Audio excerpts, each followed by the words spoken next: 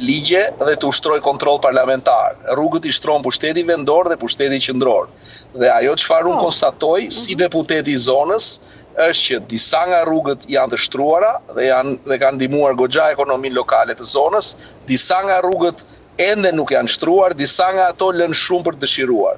Ajo çfarë unë po përpiqem të them është që antarësimin Bashkimin Evropian, që është edhe besoj ngjarja historike që ka për të ndodhur pas 11 majit, do të jetë përgjigja më e mirë që mund të marrë infrastruktura rurale, sepse të gjithë e dimë që me një buxhet shteti, asnjë nga vendet anëtare të Bashkimit Evropian nuk ka mundur të shtrojë as Greqia ku kishte vetëm buxhetin e vet, as Italia kur kishte vetëm buxhetin e vet, as Kroacia, as Rumania, as Bullgaria, as Çekia, as Slovakia.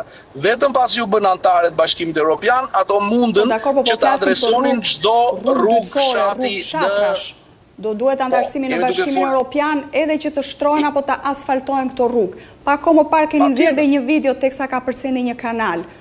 Ajo ndoshta ka nxjerrë zbuluar edhe një prej rrugëve. Unë ju falenderoj shumë se ju pas keni ndjekur me shumë vëmendje fushatën tonë. Me thënë të drejtën po, Facebook-un tuaj e kam parë këto ditë, sepse përderisa dhe do t'ju intervistoja dhe doja t'isha më informuar për aktivitetet tuaja. Kështu që banorët e Kalaçit, të Zhurjes në Ndroq, të Damjanit, të Arbanës, të Maknorit janë të lumturuar me pasaportën europiane.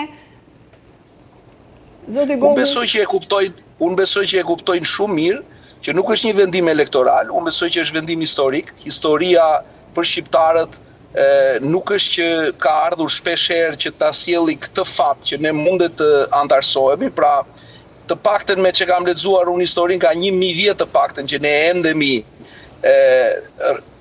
rreth rrotull Europës, po themi, megjithëse jemi një vend në zemër të tij, apo në kërthis të tij do ishte më mirë për të thënë, ndërkohë që kësaj radhe antarësimi është një nga projektet më realist që unë kam parë, qoftë si burokrat i shtetit shqiptar, po qoftë edhe si pjesëtar i shoqërisë civile.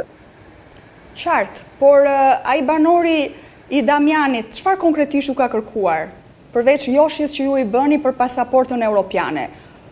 Na tregoni 2-3 kërkesat kryesore të banorëve të këtyre fshatrave që ju i keni vizituar, keni folur me ta, zoti Gogu. Çfarë duan ata? Krye kërkesa është titulli i pronësisë.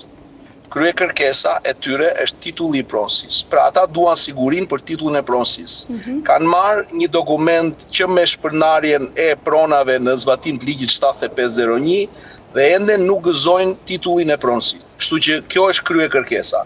Dhe kërkesa e dytë pas tyre, patjetër që është infrastruktura rurale, që nuk janë vetëm rrugët, janë ujësjellës, kanalizimet, për zonën e Ndroqit edhe të Pezës është edhe energjia, pra le të themi megjithëse ka pasur një investim goxha të mirë për rimëkëmbjen e rrjetit elektrik, në ndryshim nga Vaçari dhe në ndryshim nga njësitë administrative që janë kufitar, po që i përkasin qarkut Durrësit, ne nuk jemi pjesë e 20 kV-shit, kështu që ende jemi me 6 kV-shit me ato pajisje, me ato centrale, por që edhe ajo është një kërkesë. Pasaport dhe antarësim në Bashkimin Evropian, ne diskutojmë së bashku këtu energjinë elektrike. Jam duke folur për modernizim të saj.